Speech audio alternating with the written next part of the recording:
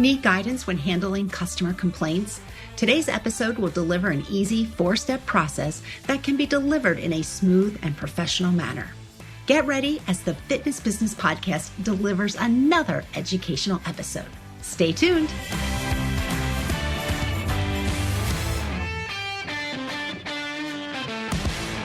If this is the first time you're joining in, welcome to the #1 podcast in the world for fitness business professionals. Head to fitnessbusinesspodcast.com and you can listen to our entire catalog of shows. There are over 520. Now, if you're a regular listener, thank you. The staff here at the Fitness Business Podcast appreciates you coming back week after week. Oh, and finally, posting a review on iTunes would be greatly appreciated.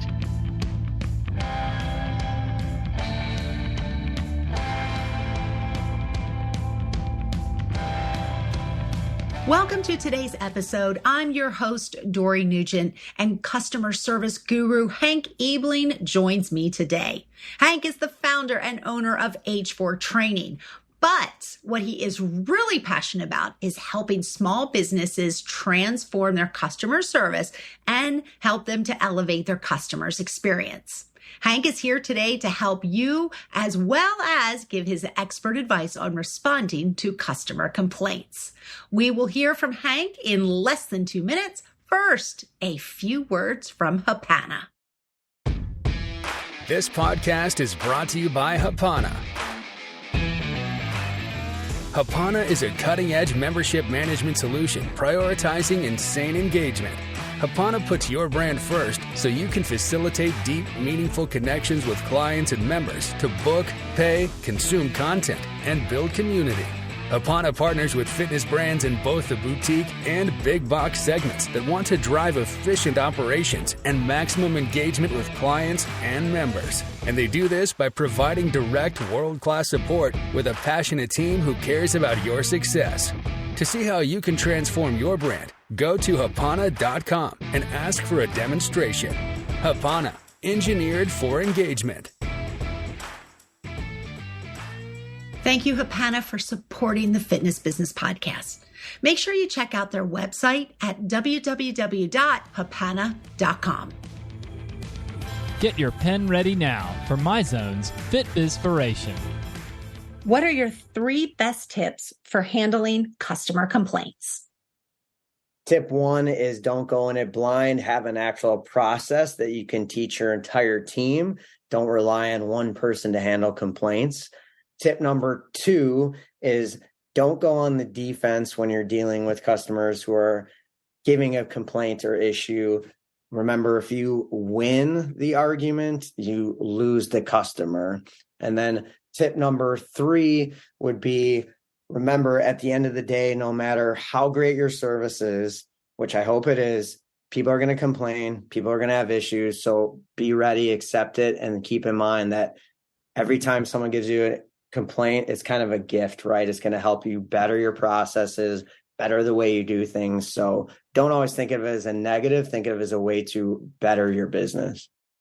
Next week's topic brings a first here on the Fitness Business Podcast. ChatGPT expert Donna McGeorge unveils the benefits of asking Charlie for a little help. It's quite the interesting subject, and I promise after listening to Donna, you're going to have a greater knowledge about ChatGPT and the time it can save you. After today's interview, I'll introduce you to Donna through our Quickfire 5 segment. Warrior Instructor Academy provides relevant and original Group X instructor certifications. Warrior Rhythm is for those who crave the benefits of yoga, but prefer a fast pace, high energy, and a big beat. Warrior Strength is a brilliant blend of mobility, weights, and HIIT designed to help us live life better, more fully. Warrior Combat is boxing inspired. Its gritty vibe focuses on combinations, conditioning, and confidence. Give your members the gift of safe, effective, license-free programming designed for everybody and every body. Warrior formats are edgy, uplifting, and empowering. Change more lives at warriorinstructors.com. Let's transition into this week's interview with Hank Ebeling. 4-step process for handling customer complaints is the topic today on the Fitness Business Podcast. And I have with me founder and owner of H4 Training, Hank Ebeling. Hank, thank you so much for joining me on the Fitness Business Podcast. Dory, my pleasure. And everyone listening, I'm excited to share my passion of fitness and service with you. You do a lot and you talk a lot about customer service, and, we kind of crossed paths again, and you said, hey, I've got this great idea for a show called 4-step process for handling customer complaints. And I was like, this is awesome, because everybody out there listening to the Fitness Business Podcast, even if they're not a business owner, let's just say they're a GM or they're a department head, they have to handle complaints, and it's not the easiest part of the industry. Yes, 100%. And I always like to preface it by saying, I don't care how great your service is. I think in my gyms, we have a high level of service, but no matter what industry, you're going to come across people having issues, complaints. Why? Because we're humans and we're not perfect. Our businesses aren't perfect. Our team members aren't perfect. So they're going to happen. You hope they're going to happen less if you do have a high level of service. So you just have to be ready and have a consistent approach when they come across either you or your team members. Now, you're so passionate about customer service that you actually wrote a book about it. And that book is called Crushing the Competition with Service. I'm going to say maybe about 3 years ago. Did you write it? Has it been that long? Yeah, it was actually just after COVID. So yeah, we're talking about 3 years now. Yeah, so we will have a link to your book on the show notes for today. So if anybody wants to check that out, it'll take them right to Amazon Books. Well, let's get started. I'd love for you to kind of just tell our FBP family out there, what is the 4-step process? All right, let's start. So step 1, it's 4 steps just because, that's easy to remember. You don't want to make this complicated for yourself or your team because it's going to be hard to execute. And the last thing you want is you or your team trying to think in a moment, right, of importance. So step 1 is to actually just acknowledge the complaint, acknowledge the issue. 99% of people just simply want to be heard. For them to feel that they're being heard is for you just to simply, give it right back to them from a standpoint of what they just said. So if you told me, you know what, I tried to schedule and the schedule was really slow and then it locked me out and it was very frustrating over the last 2 days. I've been trying to schedule and I just can't do it. Well, I would listen to you and I would say, you know what, Dory, that would totally be frustrating. I totally understand if you tried to book over multiple days and you just couldn't get on the schedule. Yeah, that would be 100% very, very frustrating. So now you know that I heard you because I listened and I repeated it back to you. So to you, you go, you know what, he's listening to me. He gets it. So that's step number 1, which is acknowledge. And the key part of that, again, is to listen, and you're already ahead of the game because most people won't listen right out of the gates. They just start blasting the customer. So step 1. Step 2, another A word, it's apologize. That's kind of a given, right? In most instances, you want to apologize. And the key with this is it doesn't matter if you were the one that slipped or another team member, whoever it is, you are a team. So you accept responsibility, even if it's not you, and you apologize for the situation. Yes, we know sometimes a customer could be wrong and what they're saying just doesn't make sense, but this is not a fight here. This is simply apologize and, again, accept responsibility. So that's step number 2. Step 3 is make it right? They've complained. They've told you the issue. The key here is that you solve the problem. So if you have the power to do so, you want to do it. If you don't, take somebody else on your team to do it. Make sure the handoff is really smooth. So if I can't solve it for you, Dory, I'm going to say, you know what? Our manager, Tim, will be able to take care of this for you. I'm going to copy you on an email and Tim's going to get back to you within 24 hours. And then I make sure I hand that off smoothly and that Tim knows, hey, this is Dory. She's coming your way. Here's the issue. The worst thing you could do is try to make it right. And you go to make the handoff and you drop the ball. There's no communication. And now that customer is just waiting and waiting. Is somebody going to solve this? Am I ever going to hear back? And now you just make this issue worse. So that's key. And the other key with making it right doesn't always have to be solved by free. And this is actually something you see a lot in the restaurant industry. And I know we're fitness people, but I think it's just an easy way to think about it because we all go out to eat. And what happens? Your steak comes back and it's not cooked properly. And what do? Oh, here, can we give you a free dessert? Or here, can we give you a free appetizer?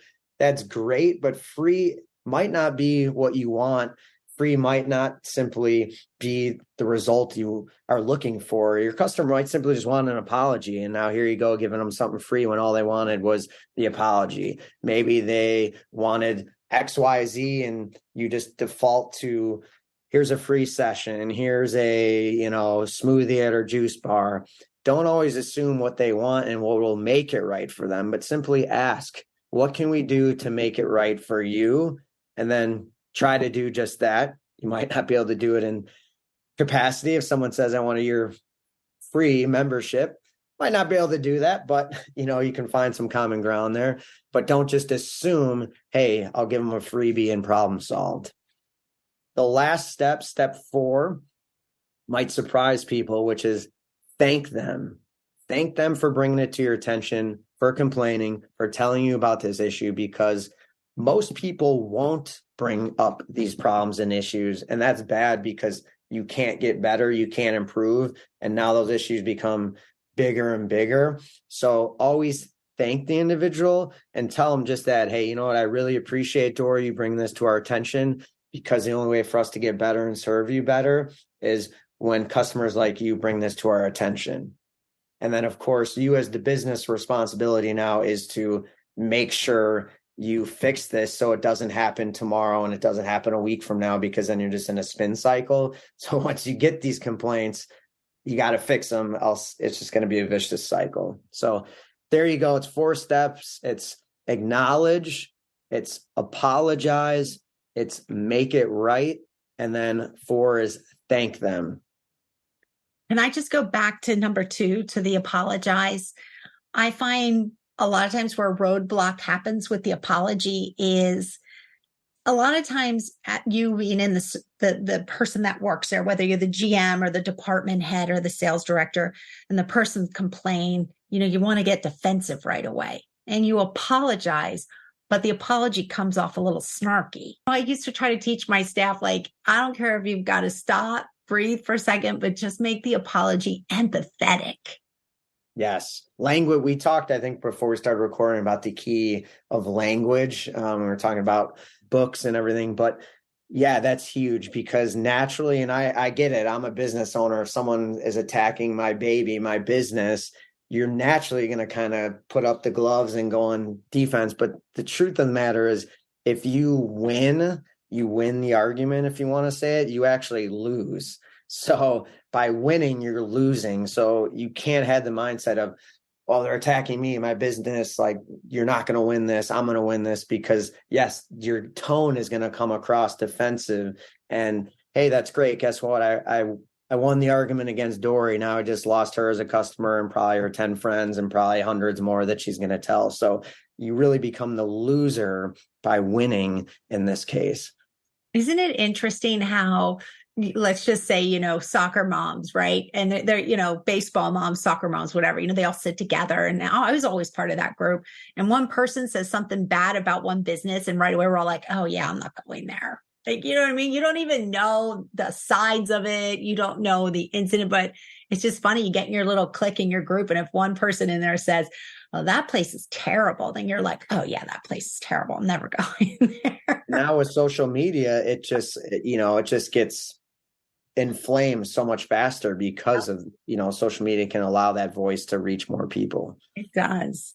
All right. Well, as our industry expert today, what do business owners and leaders usually get wrong, when it comes to handling complaints? What do you see?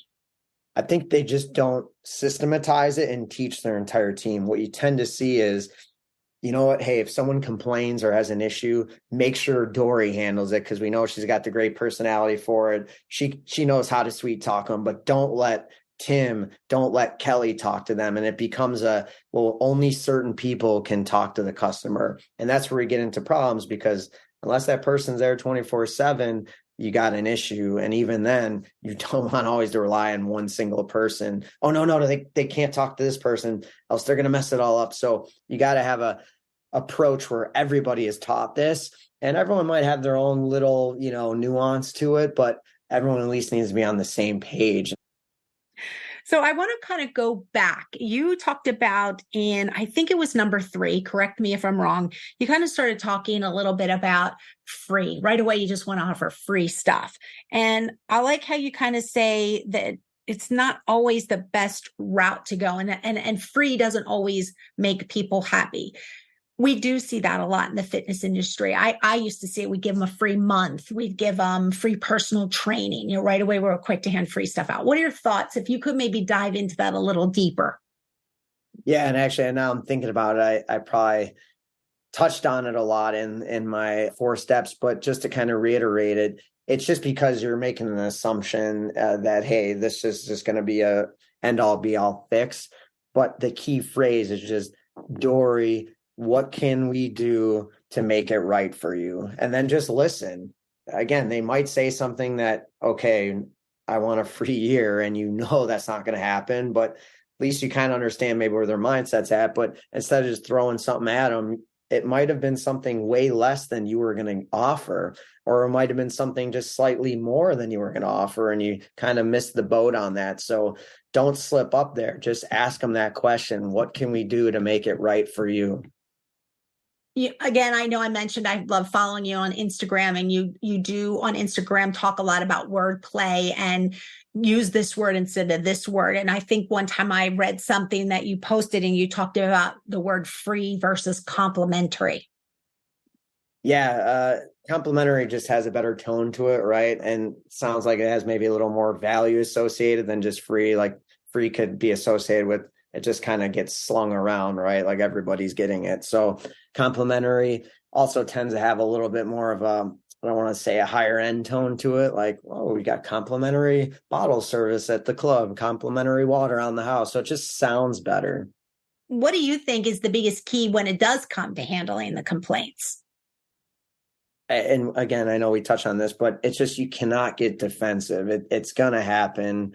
I've been there. I'm a leader, business owner. You just have to it's very difficult, but separate yourself and teach your team. The minute someone's coming at you, it is not a personal attack. Sometimes it's going to feel like that. Maybe sometimes it turns into that. But if you can just understand that, again, this is not an argument you want to win. If you can have that mindset, we're not fighting with a friend who maybe you are trying to battle, and I got to win this argument and prove them right. We've all had those, but not with a customer. That's not the game here. So it's a mindset thing to just think, okay, I'm not trying to win this. I'm trying to resolve it for the customer.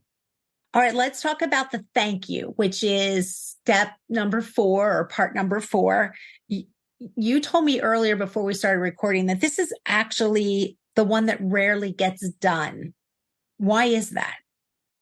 I think it's because we just naturally don't think that you should thank somebody for complaining or bringing up an issue, or maybe yelling at you or yelling about your staff. So just, I think human nature, you don't think, well, I'm going to thank somebody for coming at me in my business. So it rarely gets done. And we think, all right, I got to apologize. I got to somehow figure this out and find a solution.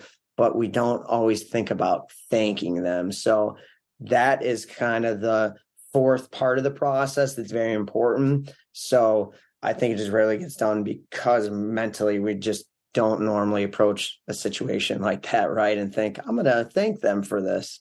You said earlier that, sometimes people just want to be heard. They're maybe not necessarily looking for something to be free. They just maybe want an apology and the thank you. I will say I learned that some people just kind of get off on you saying like, thank you so much for bringing that to my attention.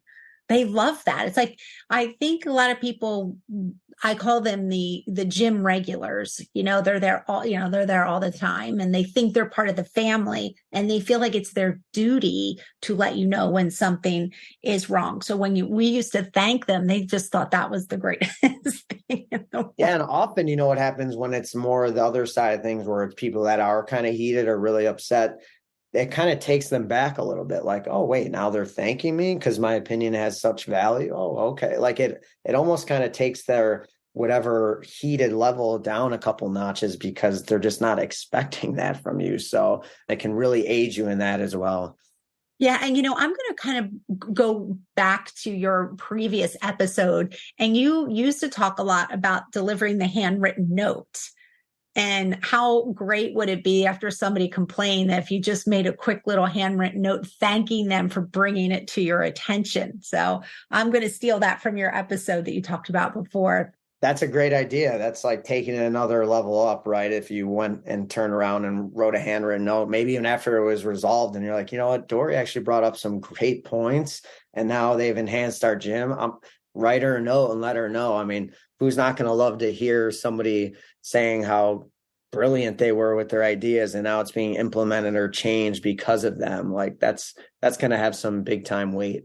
Yeah, well, I'm just taking that from you. You were the big handwritten note thank you person. So I'm taking that from you. But there could be a little sarcasm in that thank you note, but of course you don't ever want to show it. You want to hand it with a smile. Yes. All right. All of this information is so great. And, again, a lot of times as department heads, gym owners, we kind of know this and we're kind of good at it, like you said, but we have our other team members that maybe aren't so good or just don't pay attention to detail on how to handle complaints. Can you give any advice on how you get this implemented with your team? Yeah, I would say it starts from day one in the onboard. So if I'm bringing on Dory, it's part of my onboard. It's teaching this person, in this case, it's you. I don't care if they're my front desk, my trainer, maintenance, childcare, group X, whatever role. At some point, somebody could approach you and have something to say, right? You might be the lone woman or man in the wrong place, wrong time. And how do you handle things? So I would say right away in the onboard, you discuss the process and go through it thoroughly. And then throughout the year, just reminders in, whether it's one-on-one meetings, team meetings, like, okay, this scenario happens. Remember, here's our step-by-step process because this is what could happen. People hate to role play. You don't have to role play, but at least bring it up throughout the year so it's constantly being fresh in people's minds, and maybe share real life examples. If something happened with someone recently, hey, here's a perfect example of what happened. Let me tell you what went down. This was some of the good, some of the things we need to work on. Those are good teaching opportunities as well. But the biggest key is just right away when they're onboarding is to teach them the process. A couple episodes ago, I had on Will Guidara, which I don't know if you... Oh, great book. Yeah. Oh my gosh. When we talk about books here, yes. Unreasonable Hospitality is his book. You will love his episode. If you didn't already listen to it, make sure you check it out. But he talked about hospitality, and one of his biggest points was he could have been the greatest chef. He could have been the greatest business owner of all times. But if he couldn't get his team on board because those were the folks in front of the customers, then he could never have had the number one restaurant in the world. And that was his sole mission, was to make sure that everybody who worked there was onboarded and trained and spoke the way he wanted them to speak. And he said it was really hard, but that was his biggest passion. Yeah, I think as leaders, business owners, sometimes we're in such a rush.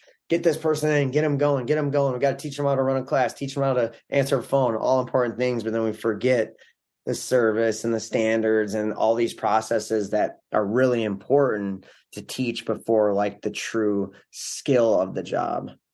You're like our local Will. You're like our fitness business podcast hospitality expert. So I love it. Thank you. That is a great book though, by the way. Highly recommend it. That is.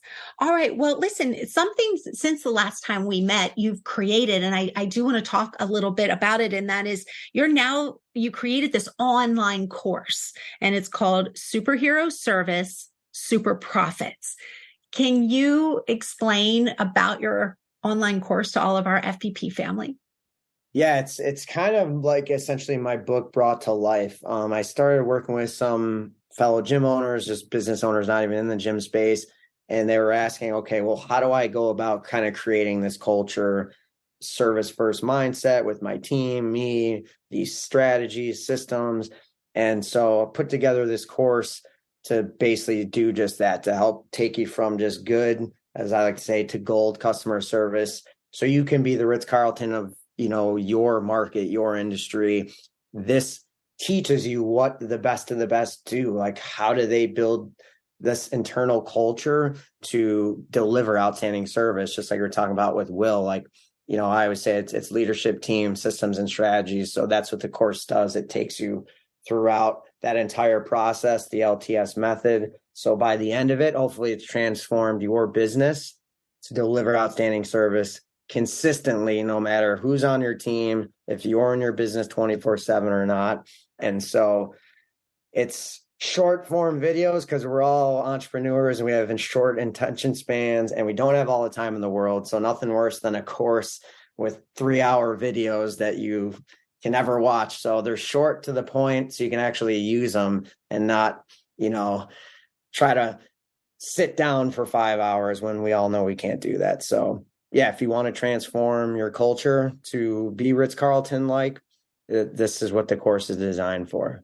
Well, what I'm so thrilled is that when you wrote your book, Crushing the Competition with Service, the book was written, and this is one of the things my favorite part about the book was it was formatted in like a superhero comic book style. So I like the fact that you kind of stuck with that theme and, use that for the online course, superhero service. I love that. That's awesome. And listen, FEP family, if you want to take a look at Hank's online course, we will put the link in our show notes. So you just have to head to the show notes and it'll be there. Well, you got a lot going on, Hank. You got new babies, new twins. You got a new online course. You crush it when it comes to your social media. I just love following you. So listen, when you come back next year, right? We'll have to see what you have new going on in your life. Sounds great. Always a pleasure, Dory. Love to bring value to the listeners, my fellow fit pros and entrepreneurs. And thanks again for having me.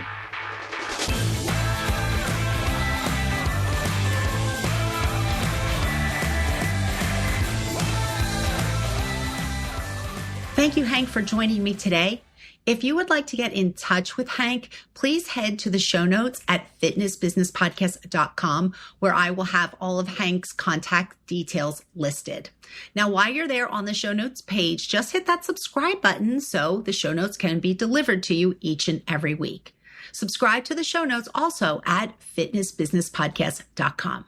In 30 seconds, I'll introduce you to Donna McGeorge, who will be next week's guest. Professional facilitation with a group of non-competing owners to stay ahead of the industry curve is the USP of Rex Roundtables. To find your local roundtable, go to rexroundtables.com. That's rexroundtables.com. Quickfire 5, sponsored by Hapana. Let's get to know next week's industry expert, Donna McGeorge.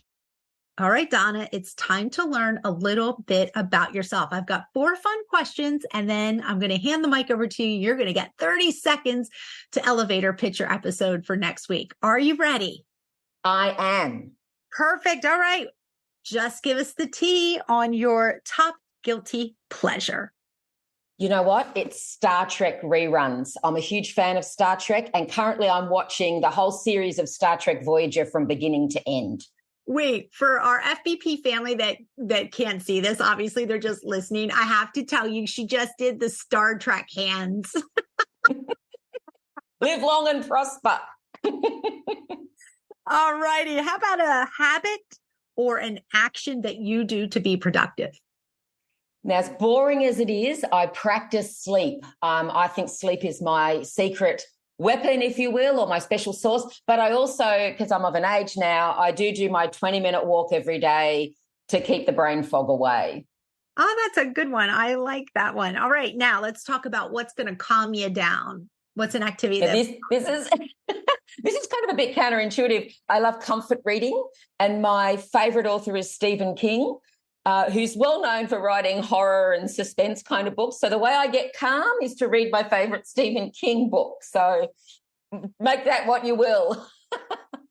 I think it just kind of takes your mind somewhere else, which is kind of sure does. Relaxing. Yeah. All right. Okay. So maybe this is a Stephen King book. I'm not sure, but I'll take a book recommendation for all of our FBP family. Right now, I'm totally loving on 4,000 Weeks by Oliver Burkeman, which just puts our life into perspective. And I can't stop thinking about it. So I think everyone on the planet should read that book. All right, we're going to put that book in our show notes with a link right to Amazon Books. So I know, like myself, I've never heard of that book, so I'm kind of curious. So I'm definitely going to take a peek. Awesome. Okay. Awesome. All right, Miss Donna, it is your time to give us a 30-second elevator pitch on why our FBP family should come back next week to hear your episode. Well, I actually can get you the equivalent of one whole day back in your week. Now, I don't know what you'd do if you had a whole extra day in your week. Most people tell me they do the things that fill them with joy and the stuff that nourishes their soul. So basically, if you come and listen, I can nourish your soul, give you some time to nourish your soul. But I'd love you to come and tune in to find out how you can use ChatGPT to handle everything from planning your next awesome dinner party to a 12-month social media plan.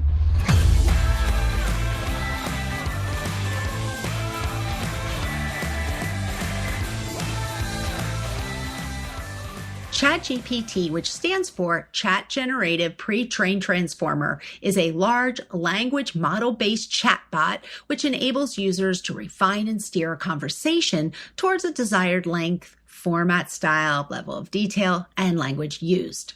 This episode is exactly what the Fitness Business Podcast is all about, an educational platform for people like you working in the fitness business. Join me next week for this one-of-a-kind fitness business episode. Thank you to our founding partner, Active Management, our partners, Hapana, MyZone, BodyMap, Instructor Warrior Academy. I'd also like to thank our advertisers, Rex Roundtables, and MX Metrics. We believe what you leave behind is not what's engraved in stone monuments, but woven into the lives of others.